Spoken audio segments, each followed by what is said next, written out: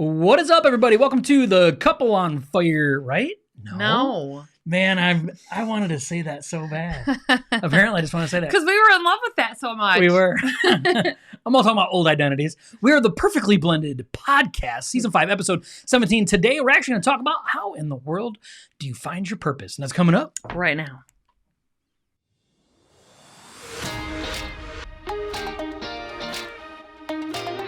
Thank you so much for joining us on the Perfectly Blended Podcast. This podcast is for blended families, for couples that want to strengthen their marriage and want a brighter future. Perfectly Blended exists to break the stigma of divorce, drop the shame and guilt holding you back, and equip marriages to thrive instead of just survive. We believe all that is possible in this life is based on the power of Jesus Christ and His ability to restore us fully. Let's dive in. What is up, everybody? Welcome to today's show. It is glorious. Christine's got major back issues, and I'm like, oh, you just need to suck it up right now. And she looked at me just before then and goes, I'm always just sucking it up. What are you going to do? Everything. Nothing you can do. So we want to welcome you to today's show. Welcome to the show. Welcome to the Octagon. So today, we're going to be talking about how to find your purpose. But before we do that, my wife is going to share you something good. Something joyful, something that doesn't require any sucking up of anything. Just wonderful, wonderful, happy times of something. I don't know. Do you have anything happy to talk about? Yeah. Josh and I are, we have a group, if you're not familiar with it, called Christian Couples with Blended Families. And we are going to start doing a live, Q&A session every other Tuesday at 6 inside that group. So if you want to be a part of it, please. On Tuesdays. We're actually going to start next Tuesday. Yeah. Just before we go live on her. Every other Tuesday for 30 minutes. So from 6 to 6:30. So we still have time to prep for our podcast. Yeah. And it'll just be like Q&A, talking about community things, the people, because it's a private group that want to talk about in that community. We're going to be doing that. And we are going to be writing a small ebook coming up soon about this, like how to take your marriage to the next level. Yeah. My phone keeps talking. I'm telling it not to talk, but it talks anyway. But yeah, so we have all kinds of good stuff coming up, all kinds of fun stuff coming up. We have a mini course that we're going to be creating coming up too about some stuff. And we just think it's super important. There's just not enough content out there right now for blended families and especially marriages that are in their second, third, or fourth round, So we notice there's a lot of stuff for first marriages, tons of stuff for first marriages, but second marriages just require a different level of everything. And so if you're, most likely, if you're watching this or even listening to this, you probably are in your second, third, or fourth. So you understand how that is. And so we understand there just needs to be more stuff, more content available for that. So that's why we're doing it. Yes. That's why we're doing it. So without further ado, we want to jump into. So we have talked a lot about purpose and things of that nature on our podcast. I mean, we have almost 120 episodes.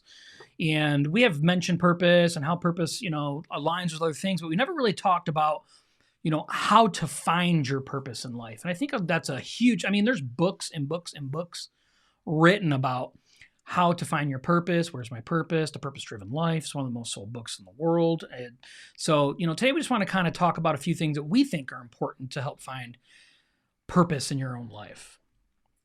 Do you have anything to say about that before we jump in? Are you ready just to go at it? Yeah. Just ready to get it. Okay. So there's a couple things really that hold us back, that we want to talk about first. Two things that really hold us back from finding your purpose. And number one is your comfort zone.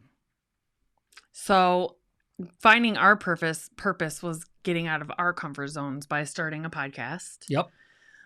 Doing a blended event, which we still plan on doing this year sometime. Yeah, probably in the fall time. Yes. And now we're going to be doing, a live master class type Q&A thing for blended families, but that it is getting out of your comfort zone and just doing things and not worrying so much about fear or the imposter syndrome and things like that. What I had been talking to Josh a lot about recently too is we naturally as humans get into our comfort zone. So we go to the same church, we go to the same restaurants, we go to the same job every day, talk to the same people. And it's like we stay in like this little world that we've created, and just stepping out of that, going to a different restaurant, go for breakfast, with a friend, or going to see where you could, go serve at the soup kitchen, or doing things that a networking event, a breakfast or a coffee hour or something like that. Making those little things to get you out of your comfort zone makes your brain come alive, and you start using skills that you haven't had to use in a long time that have been laying dormant, in your personality or in your head. And it causes you to really grow as a person when you get out of your comfort zone. Yeah, and I mean, they call it the comfort zone. I mean, and the comfort zone is never a good thing. It's because it's something that we're used to. A quote I've used 1,000 times on here before. My mom has used it for years. It sticks with me, is emotional waters seek their own level. It's why we stay in horrible relationships. That's why we stay in addiction for so long, is, believe it or not, we find comfort in the things that are bad for us because we know them, we know what to expect. And even though it's bad for us, we still continue to do that. Well, if we're willing to do something that's much greater outside of ourselves, that's the most uncomfort thing that we can do.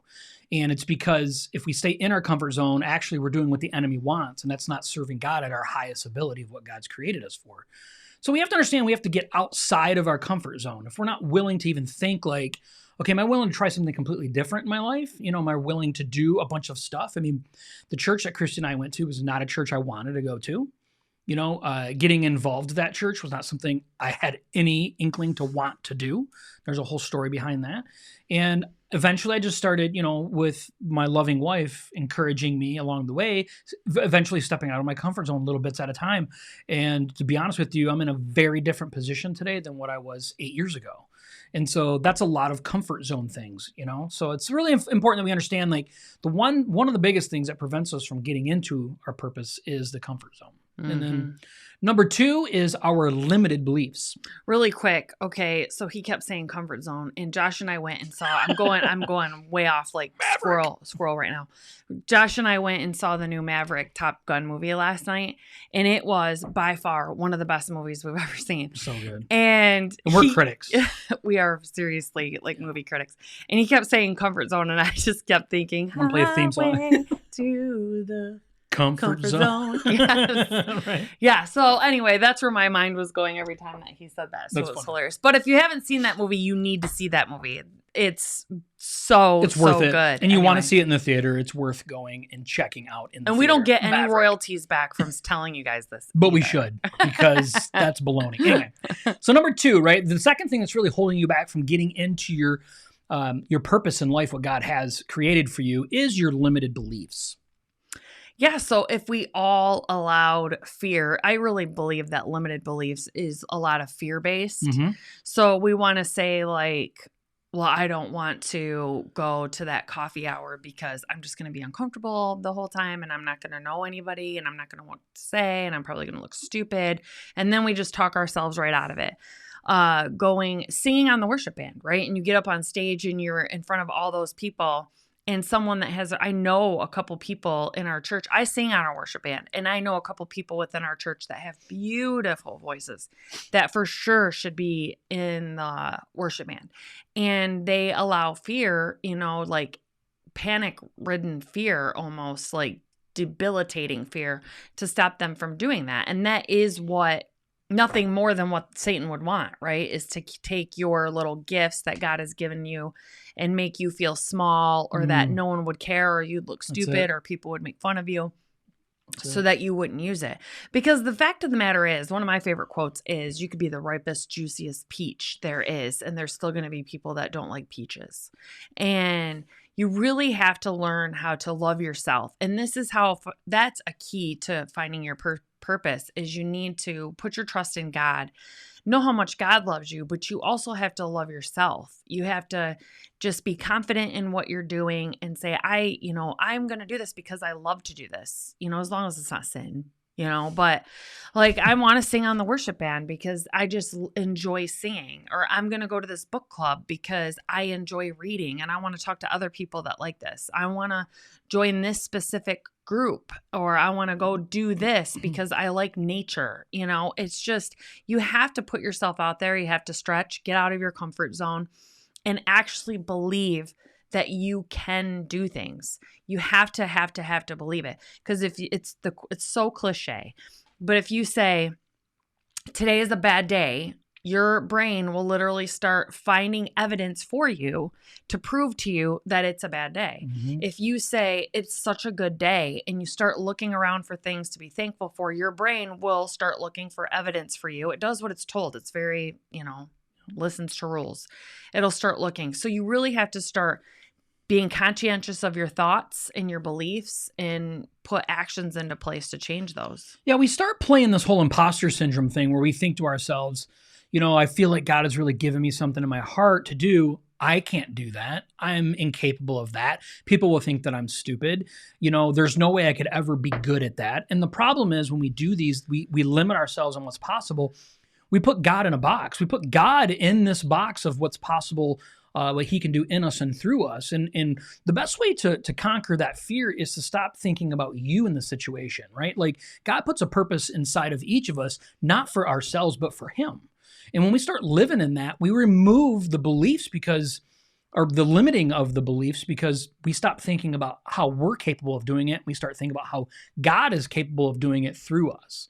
We become the vessel for Jesus Christ in our lives. And we say to ourselves, years ago, Christy and I are like, hey, you know what? We've been through a lot in our lives and we don't really know like how or what, but we feel like God has given us a voice and we want to be able to share the victories that he's given us somehow. Let's start a podcast. And that was really scary. It was hard in the beginning. It's still hard now, right? We still get on here and sometimes nobody shows up. Zero people, right? And we get to ourselves and we start getting limited beliefs of like, this isn't what we're supposed to be doing. Apparently, God's not using us in this situation. And we start looking at ourselves in the situation, which is the wrong thing to do. Yeah. We have to stop putting God in a box. Well, and let's just be honest. The reason why we did start it is because we've been together for 11 years. Our 9-year wedding anniversary is tomorrow. And we are a blended family and we did everything the hard way because we didn't know any better. And when we started doing research on this and all of these different things, I was like, man, we feel like we're on a lonely island, especially in the Christian community, I feel. It's talked a lot more about nuclear families, not hardly anything. I'd say almost zero things around blended families in the Christian community. And we were like, we can't be the only ones that feel this way. Yeah. And if we do feel this way, there's got to be so many other people out there that feel that way. So let's just do something. Like, what can we do that's cheap and free, to start creating a community around. And we started our podcast and, these microphones are upgraded editions, that were donated to us for my birthday. Yeah, they were a gift. Yeah. Thank you. Yeah. Anniversary. And, but we started out, it was, garage sale, rickety old table that we had, some folding chairs we were sitting on, and some like backstage microphones type of thing. Yep. But it's just because we wanted to put something out there so that people could find if they were feeling like us, like that we can't be the only blended family out there that feel like, I don't like my stepkids sometimes. And I think my bio kids are perfect. Right. And then as a step parent, you're just like, you look at your kids like they're perfect. And you look at my kids like they're from Satan. And those are natural feelings, and to be told that that's natural and to talk about these things, it's huge. So that was on a path for Josh and I's purpose, is getting ourselves out of the comfort zone, really kicking to the curb those limited beliefs of stuff, because because who cares, really? And you can't care because it's not about us, or it's not about you. Right. When we start living in our purpose, we start living for Christ, not for ourselves. And that really changes the trajectory of all of it. So we want to list you just a few things, right, real quick for the rest of the show. So those are 2 things that are holding you back, right? Comfort zone, limited beliefs. Once we understand those and we can visualize them in our lives and say, okay, this is what I'm doing, I know to put these in the back behind me. Now what do I need to move into to really start finding this purpose in my life? So we want to give you 3 things. And the first thing is you need to first start by searching inward. Yeah. And a lot of people say that. So what do you think that means? A lot of it's like, oh my gosh, like if I knew my purpose, don't you think I've been talking to myself my whole life? I've been with myself my whole life. Why should I have to search inward? I should already know what my purpose is. True. And that's true. It is true. Right? So, Yeah. and everybody says those things. Even sometimes when I hear it, I'm just like, search inward. Like I'm with myself all the time. So if you pray about it though, and you already know like, okay, I love to sing or I love to greet at church. Let's start very, very small, right? I like making other people smile and smiling at people. Smiling's my favorite. It is. Like Elf. It is. So if we search inward and I'm like, God, what do you want me to do? And you think that you're not hearing from him, but you start being like, I'm just going to do whatever I can. And you start greeting at church. We make our plans and God directs our steps. So all he wants us to do is pray, keep our eyes open, keep our souls open so we can hear that still small voice and don't get bogged down with the chaos of the world and really look around and pay attention and ask, like, what do I really like to do? That's what people really mean by searching inward. What do I really like to do? Do I love animals? Where can I go to help with animals? Do I like old people? Can I go to an old folks home There's and visit people that them? do like old people. Do I really, really like babies? Hospitals need people to come in and hold babies and rock them, that are born to addicted mothers, and the babies are addicted to drugs. There's so many things, and you just have to figure out like, what do you like to do and start there. Yeah, I mean, the inward thing is right. And I figure there's a formula to this, right? So first off, oh, you do. I feel like there's a formula to this, okay? You have to cross 2 things. And if you don't cross those 2 things, you never really come to, the true enlightenment inside of you that you're searching for. I think number 1, you have to pray and ask for guidance from God. Yeah. If we start looking inside of ourselves, we're start looking in the wrong ways because we're not asking for true guidance of the things that are going on inside of us from Christ, right? We have to have the Holy Spirit lead us in this way. Is that part of the formula? That is formula part number 1. Number 2 part of the formula is just like Christy said, we have to understand what really truly brings us joy, not happiness. A lot of surface things will bring us happiness, right? Like I like laying on the beach. That brings me happiness, right? That's not joy. Like we can't be surface level on this stuff, right? We have to really say what truly brings me joy. And Christy mentioned something that we're actually going to talk about in the next point that really helps develop this, right? And I don't want to spoil it right yet because she's going to bring it up. She's looking at it. She's like, what did I say? I added it on the end. And so it's something that's really important to us that we internalize and we start to understand where this joy comes from. But if we cross those 2 things, we start with asking God for guidance inside, and then we start really searching deeply inside of us, like what truly in life brings us joy. Some people love helping little kids, right? Like I love being a dad. Like I would be very well fitted to help other little kids to a certain degree, right? I would be fitted to do that stuff. And as I work through that, I understand like, okay, what is it that brings me joy? Helping people actually brings Josh joy. Mm-hmm. And what, the more that I search through these things and looking for Christ, the more that I was able to fit it along of what we're doing now. And are you going into point 2? That is not yet into point 2, but that is the point of searching inward to get your point number 1. Are you ready for number 2? Yes. Okay. Christy's ready for number 2. So we're going to jump right into number 2. Number 2 is focus on what you have. Yes. Focus on what you have. And that is service. So seriously.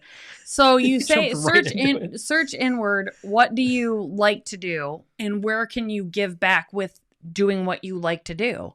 I mean, if you like baking, like, is there homebound people? What do you call them people? What do we call the people in shut-ins? Shut-ins at church that, can't get out of their home. Can you make them a meal and take it over to them? Can you go down and volunteer at the soup kitchen and spice up the recipes? You could make me a meal and bring it in. That'd be fine. Whatever. So if there's so many things now, I mean, not to get too like millennial-ish, but there's TikToks. So if you like to cook, like make little cooking videos and post them on TikTok or Pinterest or something like that. But it started very small. Like I just wanted to do something in the church to let people know how much they're loved. Life is hard. Yeah. And everyone's life is hard. Everyone. There's good times and there's bad times, but life is hard. Mm. And it's like when they're coming into the church building, for them to see like a big, not too boisterous, I've learned that, but happy person smiling at them and just saying, hey, welcome, not like super in their face because I've scared people off. But that's where I started. And then God will open up doors for you from there. You'll get to know people, and people are like, hey, you seem really good at this, or you seem really good at this. Why don't you should try this? Or we need help over here. That's really what it's about. And it's not even just serving in your church. That's a good place to start if you go to church. Mm-hmm. But the local humane society for animals, they need help. And like I mentioned earlier, hospitals need help with loving on babies. Or you can give, like our life group puts together Easter baskets for the cancer center for kids, Yep. Around Easter time. It's just little things like that really get you out of your comfort zone. It makes you expand and think, like, instantly when we think to do something, what's our first thought? As soon as we think it, we get excited, and then we're just like, it's not going to matter. It wouldn't matter. Wouldn't be that big a deal. After we think it. And that is a limited belief. So as soon as you stop those things, you search inward, what do I really like to do? Pray to God. What are some gifts that he's given me, or things that I can do that are effortless, that I get compliments on all the time? And if you are constantly getting told you encourage me, you just give me such encouragement, and you actually don't feel like you do much, that's a gift from God. So where can you be of more service where you can help people feel better and coach people and encourage people? And being a greeter at church is one thing. Seriously, but that's how I truly believe your purpose starts to come to fruition, is you start serving with it. Yeah, I mean, which is to bring it all the way back around to number 2, which is what we were trying to talk about, is I'm focused on what you have, right? So what is it that we have? A lot of times it's easy for us to overlook the things that we have because we're constantly looking to the things that we don't have. That's true. I'm incapable of doing this. I can't do this. I'm not ready for this. It's just, now's not the time. And Christy brings up an awesome point about service. We think to ourselves, I want to serve at this level. Well, I have guys all the time that come through recovery all the time, and when they get real comfortable with me, they say, you know what? One of my biggest things I always want to do is I really wanted to be, a pastor. Okay, why can't you be? Like, there's no reason why you can't be. And the first place to start doing that is start helping other people. Yeah. Like, start with that. Like, you can't get to the very end of it, and because you can't be at the end, it's just like climbing a mountain, right? If we can't be at the top, we don't want to bother. And we have to focus on the things that we do have and the things that we can do now. And when we start doing that, God starts to grow that desire within inside of us for this purpose. And then we get to see the true avenues of all of the options that God is giving us available with this purpose, because there's so many different aspects to our purpose. So many different aspects. Christy and I years ago were asked if we would help with an outreach children's or teenage group at our church. Oh, that's a good point. And we were like, we obliged. We said, well, of course, we understand, kids that were down and out, we're into alcohol in the wrong crowd. We did all them things, right? So absolutely. Well, it didn't take very long for us to be there to realize, okay, this is not the right avenue for us, right? We have wonderful people at our church that help with these kids that are perfect for it. Mm-hmm. We just didn't fit well with that, right? No. It was very quick. We realized after a few weeks, hey, we're just not called to help in this area. We're called to help elsewhere. And this is before Celebrate Recovery was even started at our church. Yeah. And what my point is we started with what we had. We started with what we had. We started throwing mud at the wall. Yeah, and you just get going. And that's so important because we're always trying to find like this big, huge, massive asteroid of purpose in our lives when it doesn't really start that way ever. It starts very, very small. And then we start working on it as it goes through, and God guides us along the way. So focus on what you have. Yeah, it's like 2. Life groups. So Josh and I wanted to get more involved at the church, and I told him, like, well, one of the ways that we can get involved is a life group. And he's like, no. And we went to a life group, and the very first one we went to was awful. It was awful for us because it stunk like baby poop. Like, really It was bad. just not a good experience. Yeah. It wasn't a good experience at all. It wasn't just the baby poop. But so then after that, we were like, well, I still feel like we need to get involved in one. And then we got involved in one. We were involved in that for like a year or 2. We got to know other people within the church. That's what a life group's about. And then we got asked to start leading a life group, which is a normal progression in the church. Yeah. Like after you've been doing one for a while, why don't you start leading one? And so then now we lead a life group, and we never planned on leading a life group. We Never. just wanted to get involved more in the church, which started like, where can we get involved? We're going to start with, let's see a life group, helping in the welcome center, things like that. Yeah. And then it just grows from there. God just takes it. Yeah. He just wants us to put into action. God won't come down and do it for you. Right. He'll bless it, and he'll give you the fire to do it, and he'll give you the strength to do it. And when you're burnt out, he will give you the grace and take care of you, and revive you, all of those things. But he won't do it. You have to do it. Yeah. So start with where you are. Right. It's so important. Start. That's the key word. Oh man, that's underline that. Okay. So the third and final thing to help find your purpose is you have to take ownership. Yes. You do need to take ownership and just understand, like, I kind of just dipped into that a little bit, but to say that you just need to do it. Like, you have to take ownership and not sit and say, what? Just do it, like Nike. Sorry. Yeah. I saw a TikTok about that, actually. So it says there was a girl that said, I think Nike should have a new campaign that says, just do it scared. Just do it with fear. Just do it even though you hurt. Just do it anyway. Yeah. Yeah. So, and she went through all these different words, which I think that was really powerful to say, because she was bringing up the point that so many different people struggle with so many different things. Like amputees struggle with the loss of limb. Mental health people struggle with mental health things, like they don't want to exercise, or people that have health conditions are scared to exercise or go to gyms, or it hurts them a little bit, or they're sore. And she just started talking about all of those things.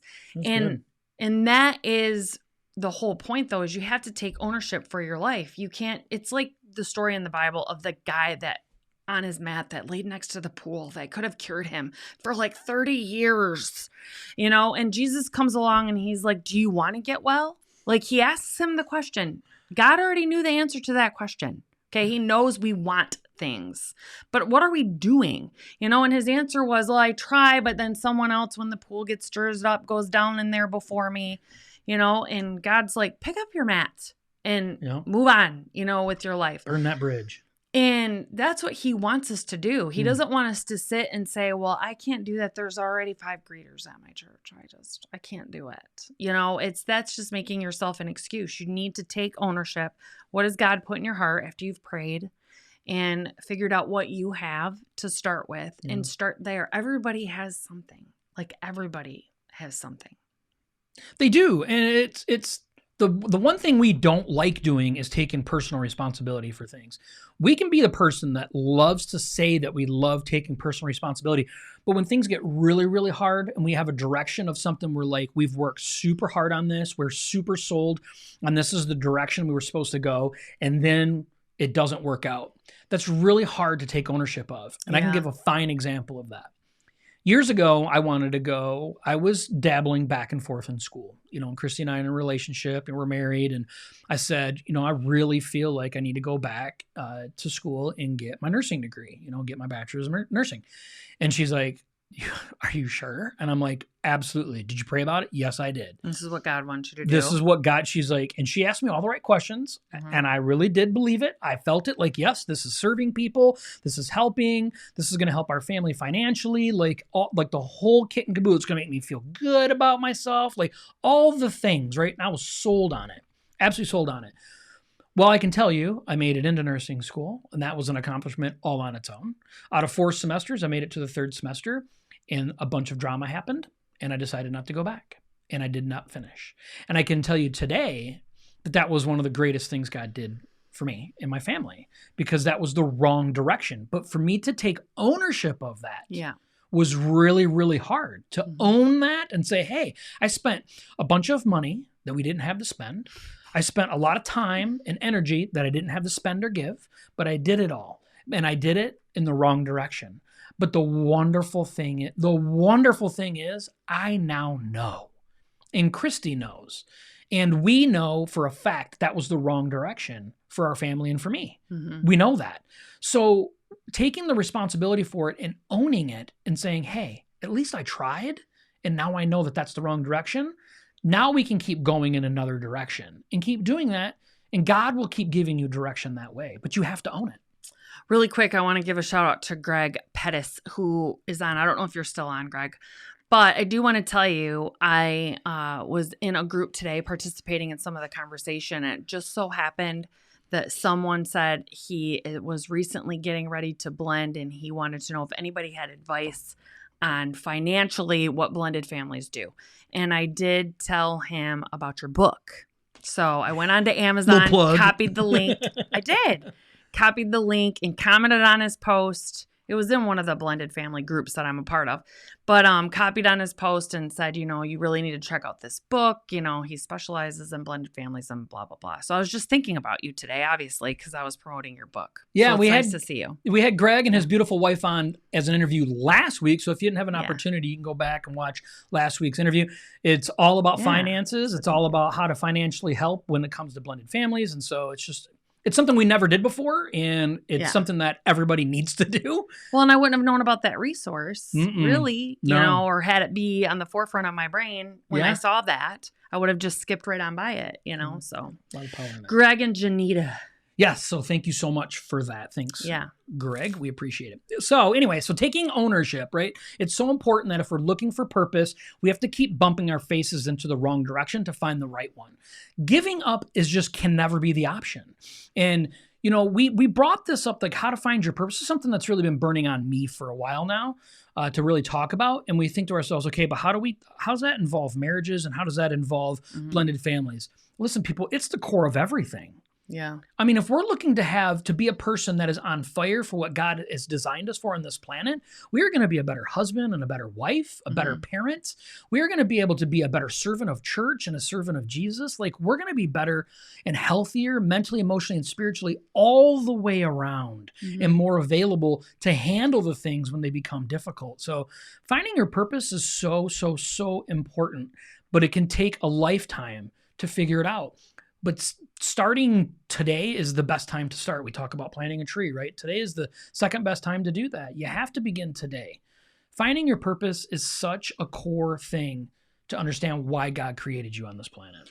Yeah, I want to say something I think that is really important. When we talk about finding your purpose, some people look at that. I used to look at that as such a daunting thing. Like, you think it's this one thing that you should have been on fire for since you were 5 years old, and you've known it since you came out of your mother's womb, and that it's not true. Your purpose actually can change. You have to be able to be malleable for Jesus. And as your seasons of your life are going to change, your purpose and the things that you love to do is going to change. So as you're if you have small little kids right now, your purpose is to raise those kids up to love God, and how much you could maybe get play dates with other moms, maybe that need encouragement and need Bible verses, that don't know scripture and things like that.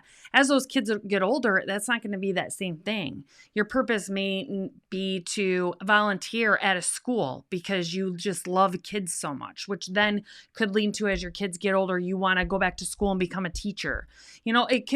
That changes, but it all comes back to just being willing to do it, listening and serving. All of that is service. Even getting a job as a teacher, it's serving the children that are in the classroom. Okay. So it all comes back to service, and it all comes back to just being open to change.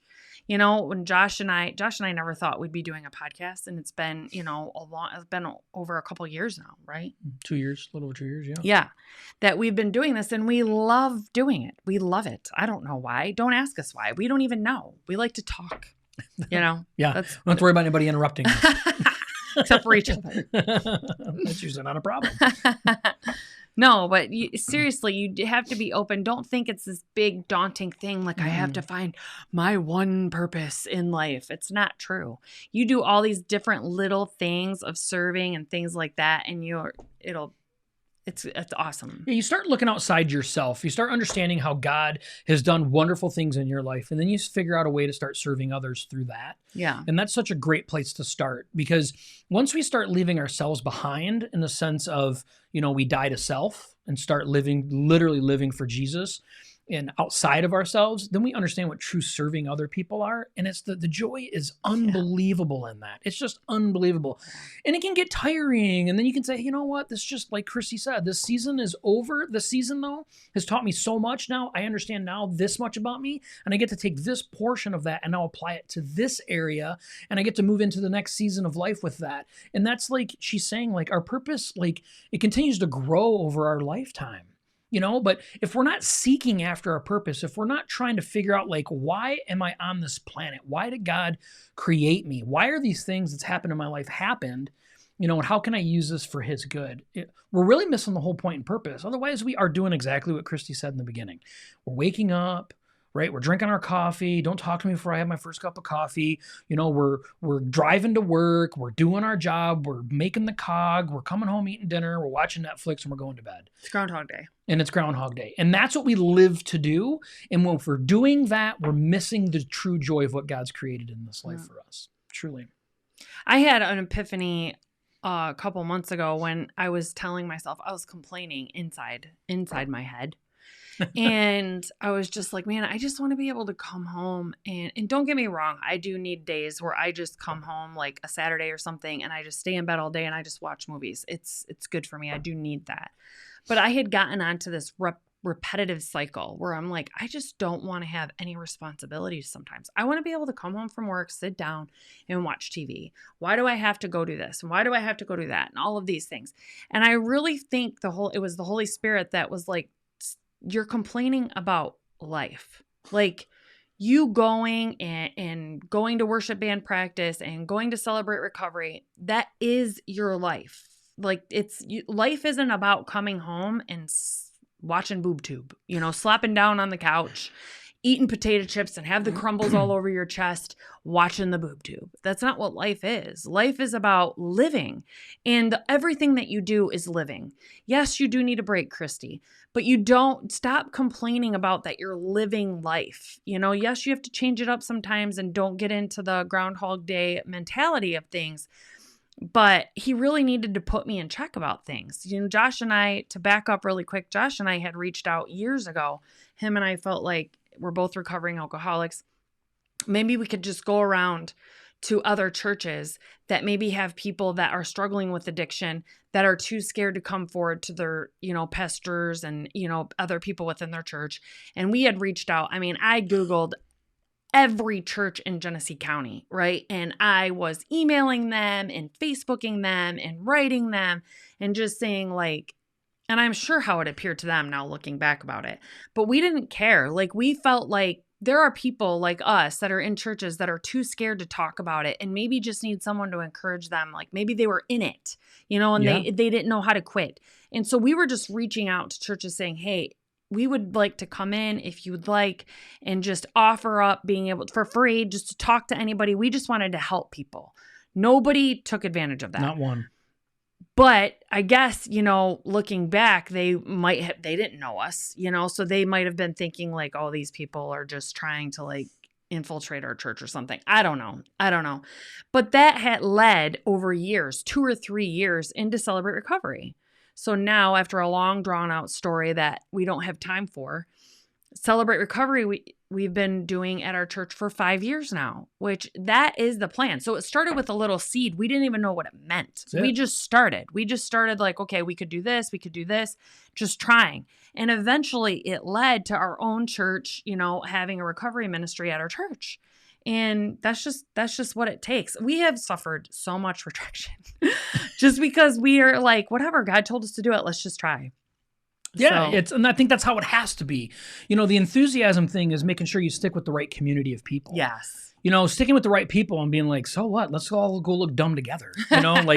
We on Halloween, we have our life group and a bunch of other people show up here. Like we've gotten like 40 people at this point, and we do barely any kids, like 10. Right. There's mostly adults. It's almost weird. Okay. At this point, but we go around and we hand out candy as we're walking around the neighborhood. We say we're a traveling house. Right. We're a traveling house. Okay. How weird is that? Because we take the 10 kids that we got, but there's like 40 adults, people that don't even have kids, and we all just have fun together and walk around. Yeah, Greg, I love that. He said, rejection is redirection. Oh, I do That's good. love that. Probably stealing it, so I hope you don't have it copywritten. I actually love that. But I think I that's so do. important. Like we have to put ourselves behind and put God in the front and say, hey, just let God shine the light in this. Let's get a community of people and let's charge the gates. Let's go serve God in the greatest way possible. And if you go and it happens to be some kids that wasn't right for you to serve, that's okay. You're not a bad person because of it. Yeah. You just adjust your sails and you keep going. And God eventually will take you to exactly what you're supposed to do. We have to remove ourselves out of the situation. We're looking for joy in life. But the only way to truly find joy in life, the Bible tells us, is when our will becomes God's will. And the only way to do that is action on our behalf, which means we have to remove our comfort zone. We got to get rid of our limited beliefs. And we have to focus on what God's telling us to do. We got to take ownership. We have to search inward by praying to Him. We have to focus on what we already have at hand. And then eventually you'll understand why God created you on this planet. And you need to understand the church community. Okay, and we're part of the church community, so we're guilty of this too, because Celebrate Recovery does not have enough volunteers. But if someone came into Celebrate Recovery and wanted to volunteer, you know, you can be riddled with guilt. Like we wanted to stop serving it with the children's program. We could have had the people that led that come to be like, oh my gosh, but we so need the help. We really wish you guys. And then we were like, out of guilt, stay when we knew it wasn't something that was right for us. You have to be able to say, even if it's for the church, say, no, I know that this just isn't the right program for me because like I lost my temper on a kid. Okay. So I'm like, no, I can't have that happen. This just isn't right for me. If I would have stayed in that, I would have probably put my plan backwards a little bit from where God wanted me to be because I knew it wasn't right for me. And churches need help, right? Just like everywhere else. All the volunteer like type programs need help everywhere. So you just have to make sure that if you try something and you know for real, this just isn't right, you need to move on to something else. Like the nursery. That wasn't for me either. No.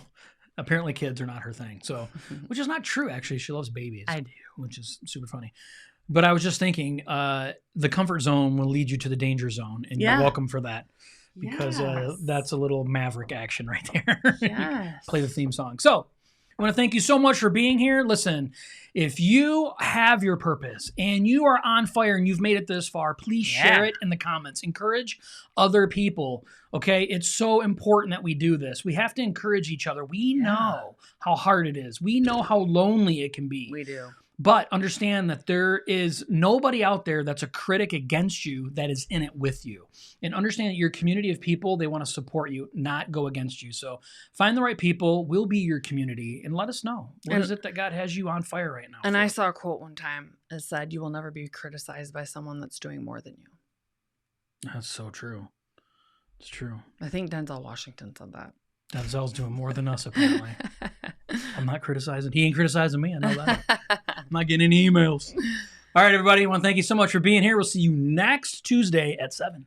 Bye.